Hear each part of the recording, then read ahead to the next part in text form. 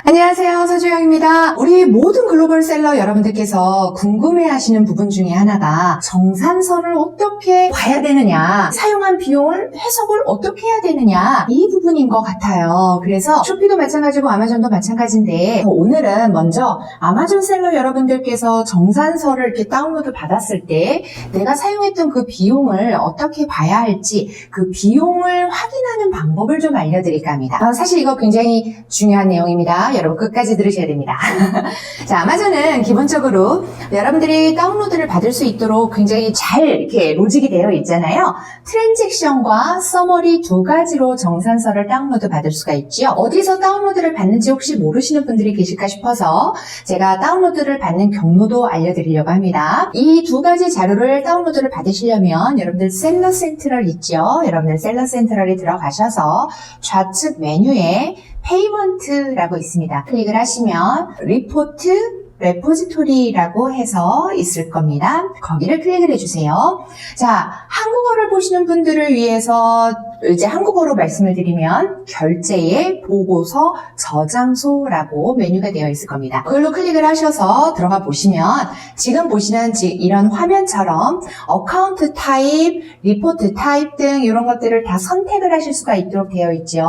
어카운트는 all 하시고 리포트 타입은 서머리로 놓고 기간은 원하시는 대로 설정을 하시거나 아니면 월별로 선택을 하셔가지고 리퀘스트 리포트를 클릭을 하시면 아래처럼 PDF가 다운로드가 됩니다. 처음에는 얘가 이렇게 뺑뺑뺑뺑 돌아가죠. 그래서 조금 있다가 리프레시 버튼 한 번 더 누르면 그럼 이제 다운로드가 가능해집니다. 이렇게 서머리로 하시게 되면 PDF로 다운로드를 받고 트랜잭션, 거래 건별로 내가 보겠다라고 하면 그거는 다운로드를 받겠다라고 하면 CSV로 다운로드가 되지요. 한 번은 트랜잭션으로 다운을 받으시고 한 번은 서머리로 다운로드를 받으십시오.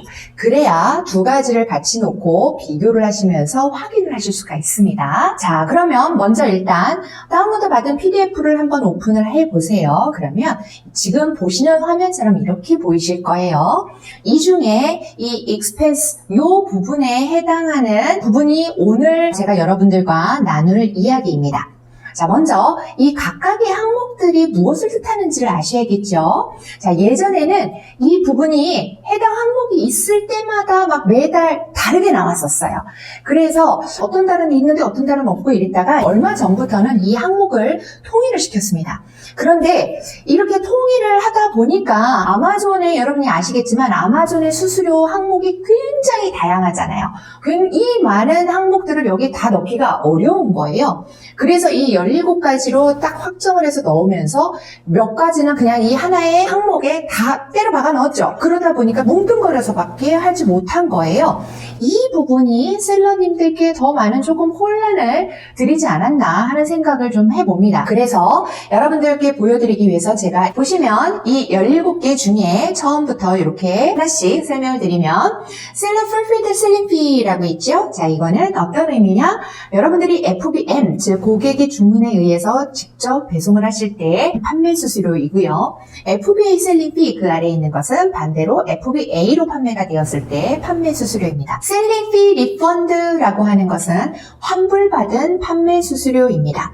자, 얘는 우리가 판매가 된 거에서 여러분 고객이 반품을 하게 되면 우리가 판매가 됐을 때 아마존이 우리 판매된 금액에서 자기네들의 판매 수수료를 띄었기 때문에 고객이 반품을 하면 자기네들 떼갔던 판매 수수료를 다시 우리에게 돌려줘야 되는 거죠. 그래서 이런 리펀드 항목이 생깁니다. 그 다음에 FBA 트랜잭션 피라고 하는 건 주문 처리 수수료입니다. 그 다음에 트랜잭션 피 리펀드라고 하는 거 마찬가지죠. FBA 항목이 반품이 일어나면 자기네들이 떼갔던 이 주문 처리 수수료 환불을 해줘야 되니까 이건 역시 리펀이 생길 수밖에 없고요. 그 다음에 other transaction fee라는 것이 있는데 이거 모르시는 분들이 조금 많이 있으실 거예요. 자, 이거는 그다음 중요하지는 않을 것 같아요. 대부분의 셀러분들께는 왜냐면 이게 0으로 보이실 거거든요. 왜 그러냐면 이 모든 other 타입의 거래에 대한 처리 수수료이기는 한데 주로 어디에 붙냐면 미디어 제품이요. 우리가 미디어 제품이나 게임 같은 거나 도서나 이런 것들을 판매를 하면 판매 수수료 중에 클로징 피라고 하는 것이 별도로 있는 거 아시지요? 그 클로징 피가 여기에 해당이 됩니다. 그래서 이러한 제품류를 판매하시지 아니하는 경우는 대부분 other transaction fee는 0입니다. 그러니까 크게 신경 쓰지 아니하셔도 됩니다. 마찬가지로 other transaction fee 리펀 있겠고요. 자, 그 아래에 FBA 인벤토리 앤 인바운드 서비스 fee라는 것이 보이십니다.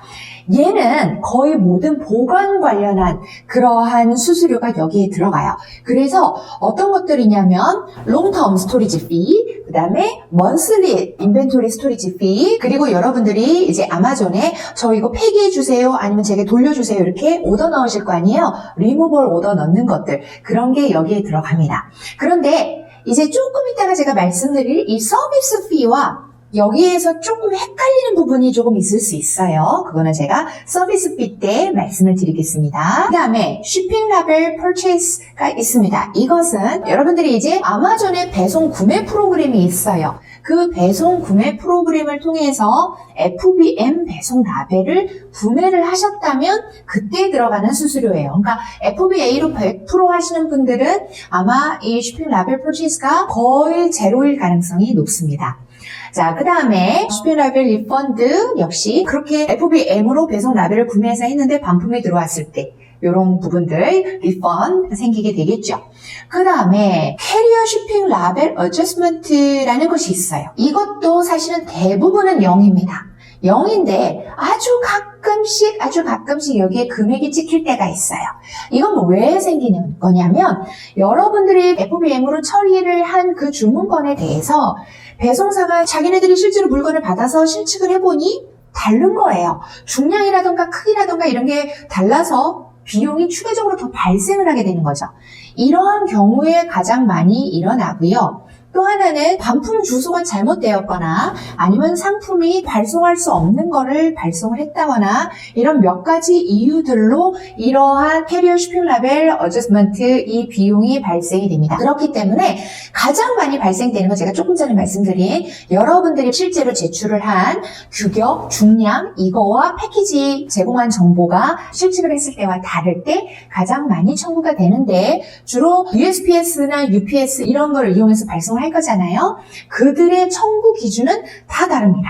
그것까지는 제가 여기서는 설명을 드리기는 어려울 것 같아요. 아무튼 다 청구 기준이 다르고 여러분들이 이거를 추가적으로 더 알기를 원하신다면 저희 영상 아래에 댓글을 남겨주시면 확인을 하실 수 있는 링크는 제가 공유를 드리도록 하겠습니다. 자, 서비스비에 대한 말씀을 드릴게요. 이 서비스비가요, 진짜 가장 많이 바뀐 항목 중에 하나예요. 옛날에는 거의 모든 아마존의 항목들이 다 여기에 그냥 탁 들어가져 있었거든요. 근데 이제는 구분을 했는데 주로 여기 서비스비에 뭐가 들어가냐면 서브스크립션 피가 들어갑니다. 우리가 39.99달러 매달 내잖아요. 그 멤버십 수수료. 그게 이 서비스비에 들어가요. 그런데 가끔은 뭘 여기에서 또 보실 수 있을 거냐면 우리가 생각하기에는 제목에도 FBA 인벤토리 앤 인바운드 서비스 피라고 따로 있기 때문에 FBA 인바운드 플레이스먼트 피는 그쪽으로 들어가 있어야 될 것 같은데 서비스 피에 들어가져 있는 경우가 있어요.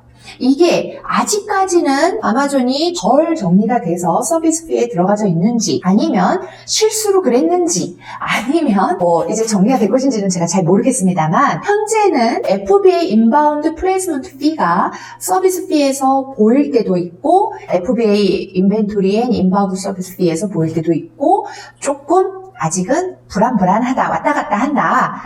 요거를 좀 말씀을 드리고요. 자, 그 다음에 리펀드 어드미니스트레이션 피라는 게 있습니다. 이건 환불 조정 수수료라고 하죠. 자, 이 환불 조정 수수료 이거 모르시는 분들도 있으세요. 이건 뭐냐면 고객이 물건을 받았다가 환불을 했습니다. 그래서 FBA로 물건이 다시 들어왔어요. 그러면 여기에서 다시 그 환불된 상품들을 보고 이게 폐기 처분을 해야 될지 아니면 재판매가 가능할지 구분을 해서 처리를 해야 되잖아요. 아마존 FBA 물류센터에서. 그러니까 자기들의 공수가 또 들어가죠.